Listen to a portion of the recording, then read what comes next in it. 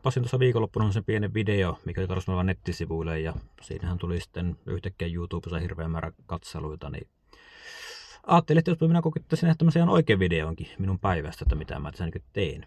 Ja tuossa nyt on mennyt taas aamulla parisen tuntia, kello on tarkalleen 12, niin mennyt toimistohommissa tuossa ja vastannut viesteihin ja vaikka mihin muuhun. Ja tässä nyt pitäisi sitten urakoimaankin pikkuhiljaa, että on nyt Kemissä ja käyn täällä, menen tuohon tutun hallille, vähän huoltaan koneita. Siinä on naapurissa muutama kanto, mikä on ollut oottelemassa ja pitäisi öljyt vaihtaa Jyrsimeen ja Jyrseen ne kannot pois ja sitten suunnata Oulua kohti. Ja tosissaan tuossa viime viikolla tuli yksi yhteytto sieltä ja Kaakkurista ja nyt eilen tuli toinen siitä mekin naapurista. Ihan 2 pihaa. En nyt tosissaan kyllä muista ihan tarkkaan, että mitä kantoja siellä ekalla on, mutta toinen pitäisi olla 3 lahokoivun kantoa, niin helppo keikka. Sitten viime viikolla tuli puhelu Ruskosta ja sielläkin on käynyt siellä asiakkaalla Jyrsin Kiimingissä kantoja muutama vuosi sitten, niin nyt sitten hänen hallin pihalla olisi joku pari kantoa. Eli pitäisi olla aika helppo keikka sekin. Mutta sille, että kello on 12 ja 4 pihaa tälle päivällä tehtävänä, niin on tässä vähän taas aikataulutus päin prinkkalaa, mutta eiköhän tästäkin selvitä. Ja jos ei kerkiä, niin sitten ei muuta kuin huomenna jatkuu. Mitä sä turhaa stressaamaan. Mutta lähdetäänpä hommiin. Ja nyt sitten ollaan tässä ensimmäisellä pihalla täällä ja täällä on 4 kappaletta tämmösiä Teriösalvan vanhoja kantoja. Että nääkin on lahonneita ja olisiko 70 senttinen suurin piirtein ja 50 senttinen toiseen suuntaan, mutta näkee kyllä, että aika pehmosta ja höttyä, että näissä pitäisi monta minuuttia mennä per kanto. Tuossa on sitten pari muutakin ja nääkin tosiaan helpottaa, kun on leikattu maata myöten ja on päässyt pehmenemään ja Teriösalva muutenkin on ihan höttöpuuta, eikä paljon juuriakaan näy, niin tämmöistä aika helppoja projekteja.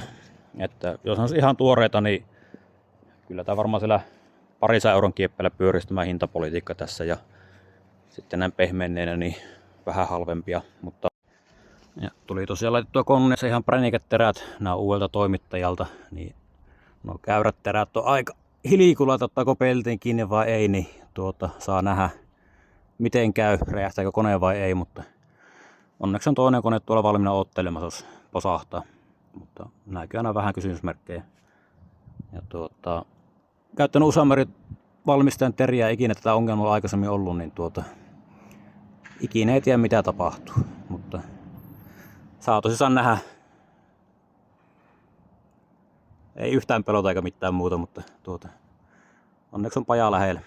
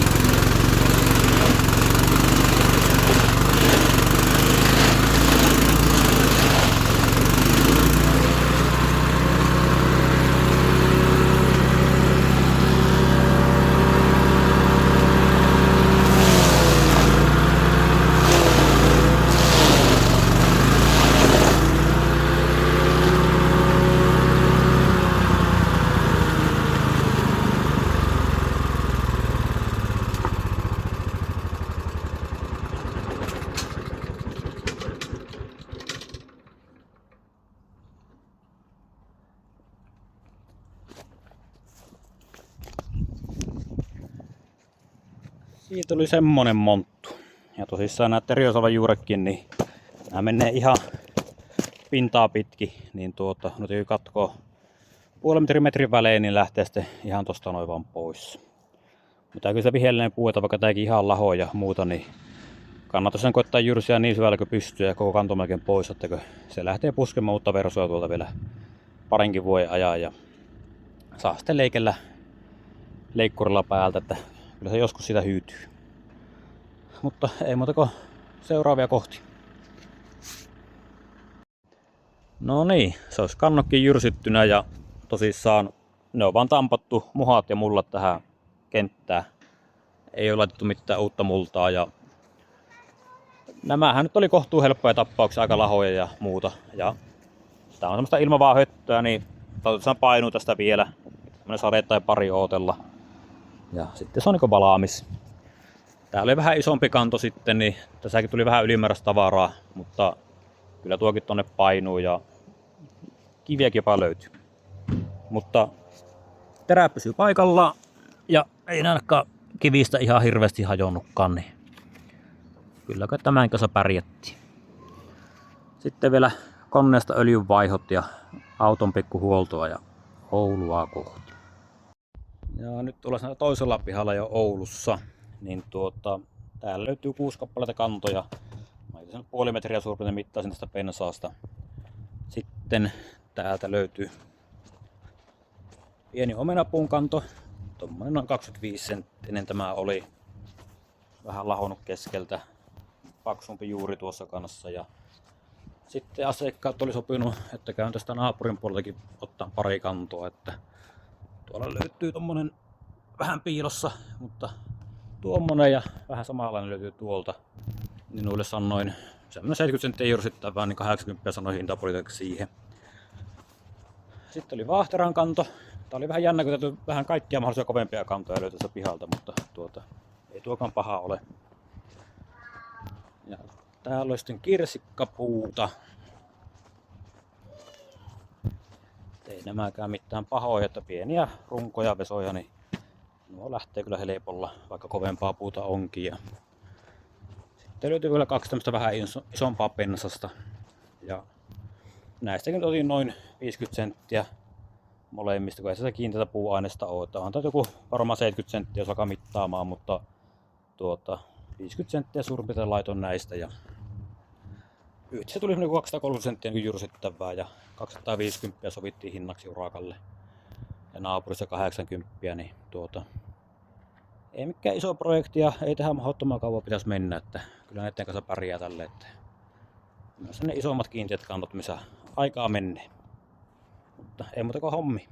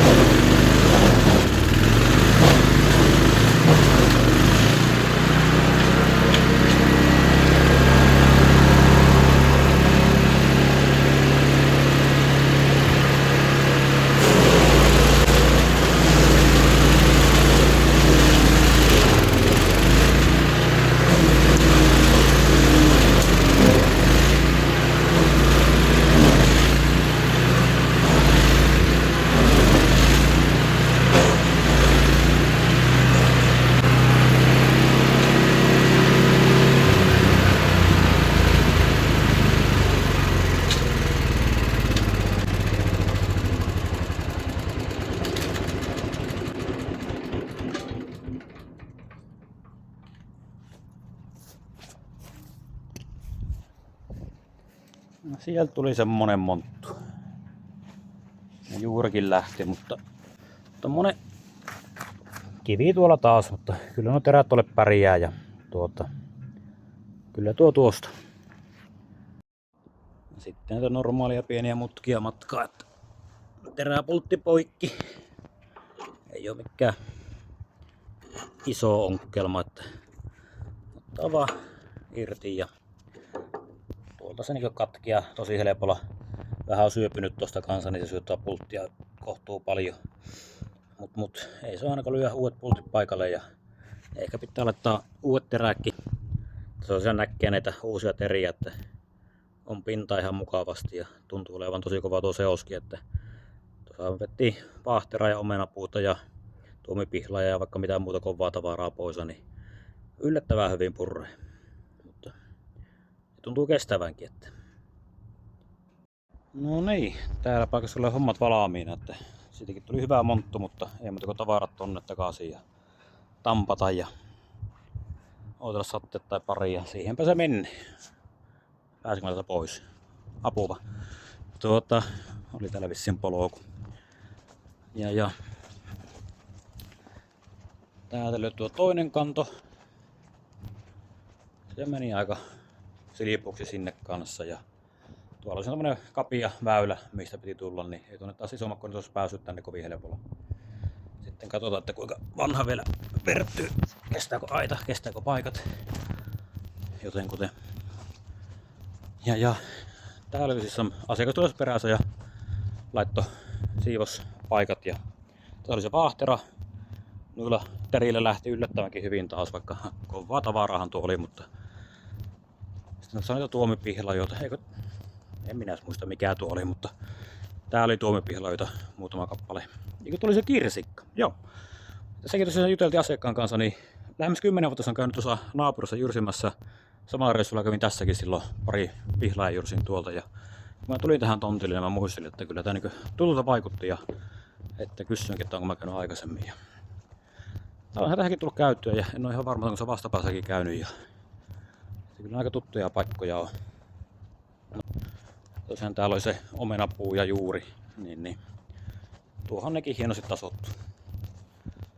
Mut ei siinä, ei muuta kuin lähteä vielä tarjouskäynnille. En varmaan tänään kerkeä enää jyrsimään, kun kello on jo 8:30, mutta kyllä tämä tästä taas iloksi muuttuu. Tai joksikin, en minä tiedä.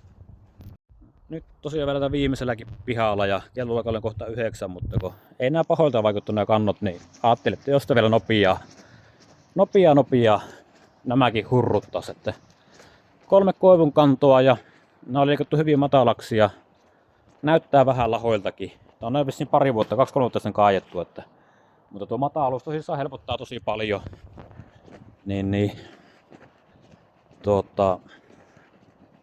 Se kannattaa sitten melkein saman tien jyrsiä poisakin ja ne myös kannat lahoaa nopeampaa, kun se on petty matalaksi. Että tässäkin näkee, että vaan tuolla keskellä jo vähän voi olla höttöä ja muuta. Mutta se tilaavuus on se, mitä se pitää jyrsiä, niin mitä matalampia kantoja, niin se helpompia ja edullisempia. Että tähänkin nyt sanoisi 125 € hintapolitiikaksi, että vaikka tämäkin on 67 kanto, niin ei nämä pitäisi olla pahoja ja pitäisi jopa ennen pimiää kerätä tekemään pois. Niin, se tosiaan tuli täälläkin hommat valmiiksi, että tämähän koivuhan laajeni vaikka ja minne, että juuria meni ihan joka suuntaan, että ei taas mikään maailman kaunein monttu tullut tuostakaan, mutta tärkeintähän se on vaan saada tuonne pinnalle ja robottiruohonleikkurikiukunnan päällä siinä. Ja